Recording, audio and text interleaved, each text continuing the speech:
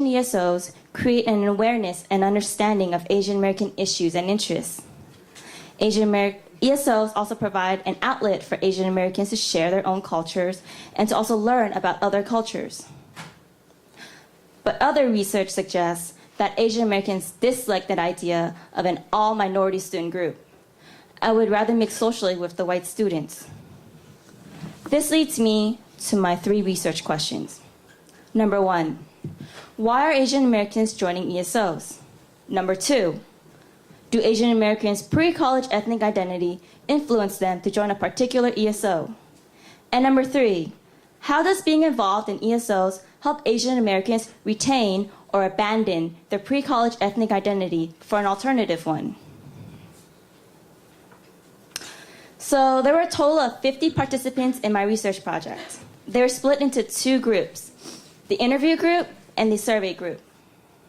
The interview group consisted of 14 participants from 14 different Asian ESOs. They held leadership positions in their ESOs and conducted a 60-minute face-to-face interview. Email interviews were sent to participants that could not meet in person. The survey group consisted of 36 participants from 5 different Asian ESOs. They held both leadership and non-leadership positions in their ESOs, and these participants filled out a survey questionnaire. In both the interview and survey groups, similar questions were asked to answer my 3 research questions.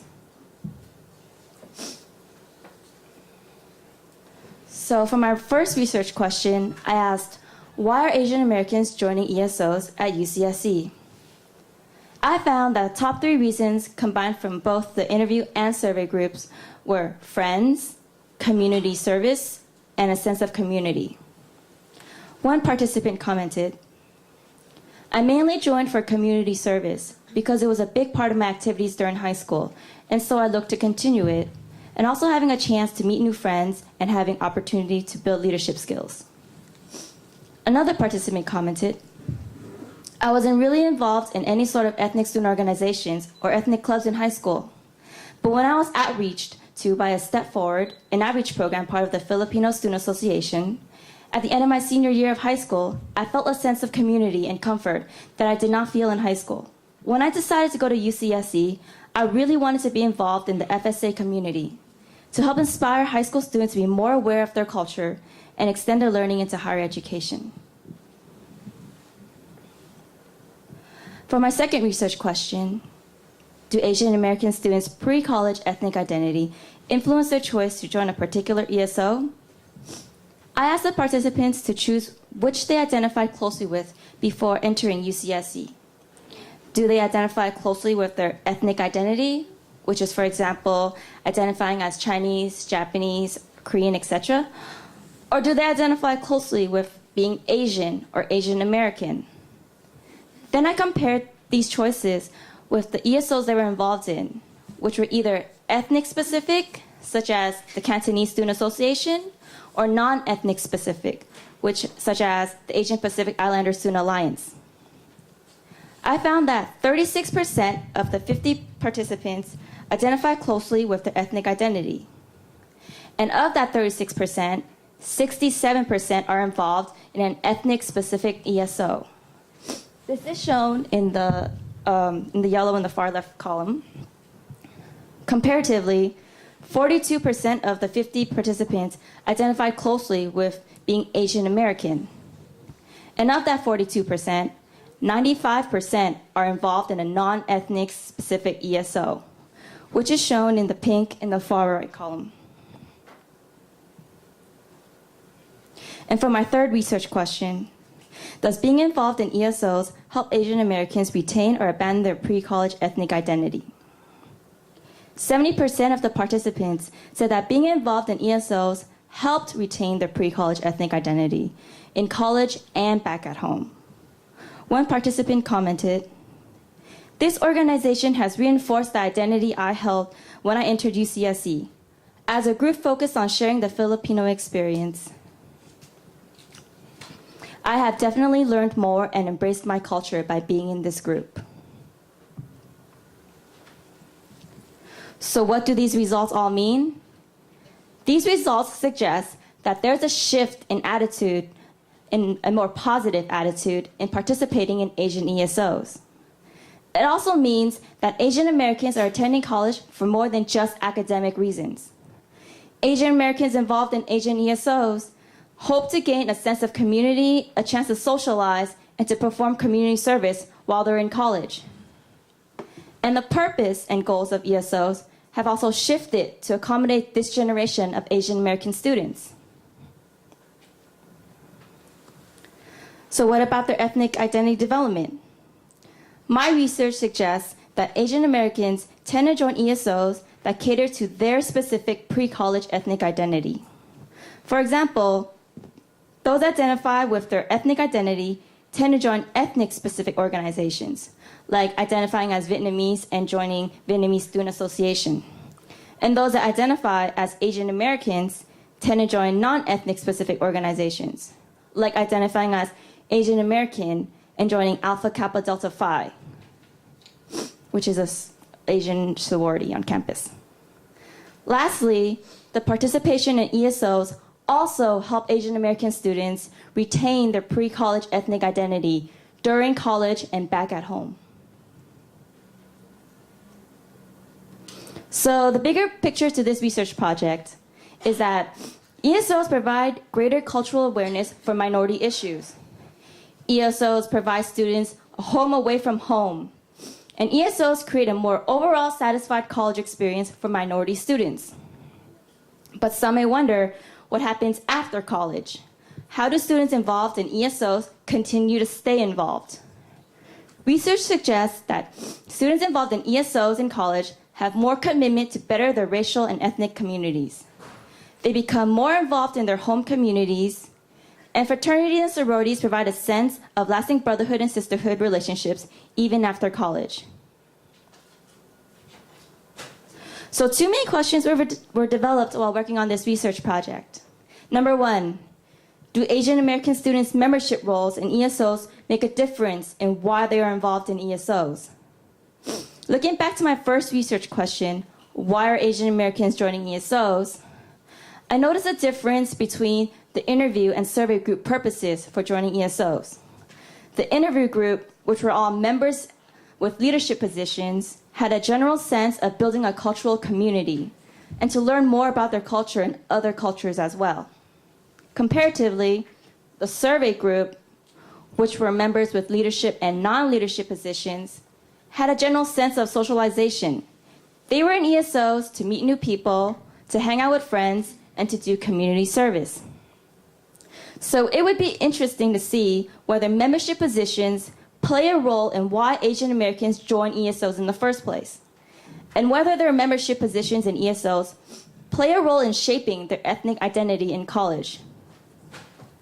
My second question asks, as more Asian Americans enter college and become less of a minority group, will there still be a need for Asian ESOs? I ask this question because it seems that there has been a shift in the purpose of Asian ESOs at UCSC. Historically, ESOs were created to serve minority students that were underrepresented in college. It was a way to create a cultural community, a sense of awareness, and a feeling of safety in college. However, as the Asian group become less of a minority group in college, and Asian ESOs have become more of an outlet for socialization, will there still be a need for Asian ESOs? Or will it just become student organizations in the future? If Asian ESOs transform to just student organizations, how will that affect the ethnic identity development of Asian Americans during college and after college when they return to their home communities?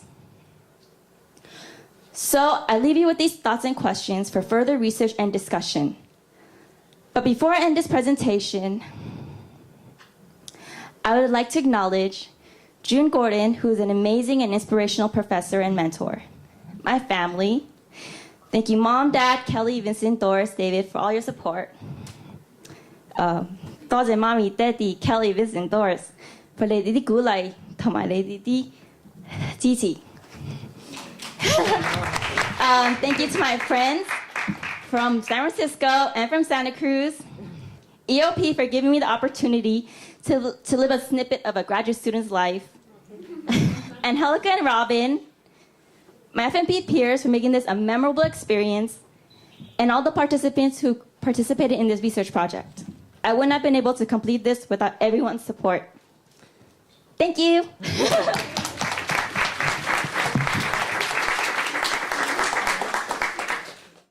Our final panelist is Jessica Perez. And your mentor is here. Okay. Before her mentor introduces her, I'm going to say a few words. She's majoring in sociology. She's a senior. And she has plans. She's been accepted to and plans to go to graduate school in social work at Boston University? Boston University, okay.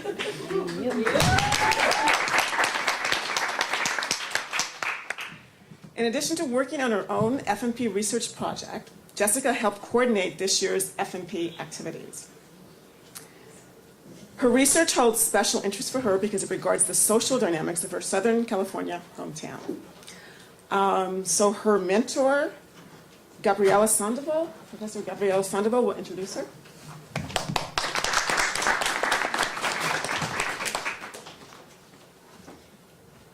Hi, I have the pleasure of introducing Jessica Perez. She first enrolled in a course with me a year ago in spring of last year, and I never got to meet her then because there were 200 students in the class, and so it wasn't until the beginning of this academic year that she was enrolled in 2 of my upper division electives that I had the pleasure to meet her. And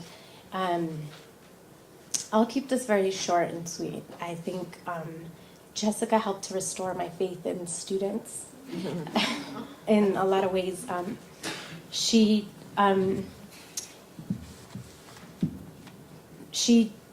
challenged me and kind of pushed me to articulate some of the kinds of anxieties and contradictions that I think, I don't know why I'm getting all like, I guess probably I'm sorry. Don't start crying. Some of the, anxieties and contradictions that I think we face as faculty here, which is that in such a kind of difficult economic moment, we want so much from our students, and yet they're being pulled in so many different directions. And so really trying to reconcile that for ourselves as faculty, but also them trying to reconcile that for themselves as well as they go out into the world and look for jobs and try to apply to graduate school and whatnot. And so I feel very honored that when her original mentor left on sabbatical at the end of last quarter, she approached me. And what you will see right now in her presentation is actually the work of only 1 quarter, and most FMP students actually have 2 quarters to do their work. And so it was a heroic effort, and she did it with just amazing poise and grace. And so I'm very pleased to present Jessica Perez.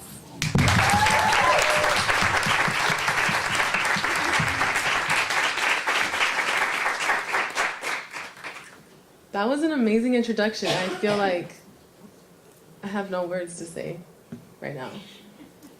Just thank you so much, Professor Sandoval, for those kind and thoughtful words. And I'm so happy to close out this year's colloquium. So let's begin. The title of my presentation is Slacker Students and Bad Drivers, Inter and Intra-Group Perceptions Among Latinos and Asians in Alhambra, California. And I first want to thank you all for coming out this afternoon. You could have been anywhere in the world, but you're here with me, and I appreciate that.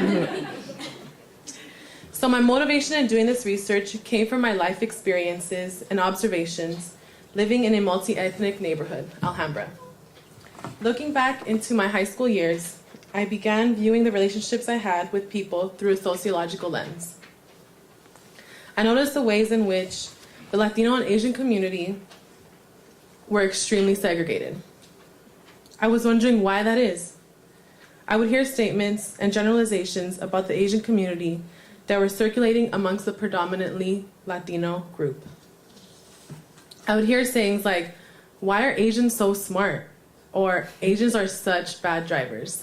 Conversely, I heard statements about Latino community, such as "Latinos are lazy and don't do well in school." These thoughts is what led me to begin researching whether these stereotypes were indeed believed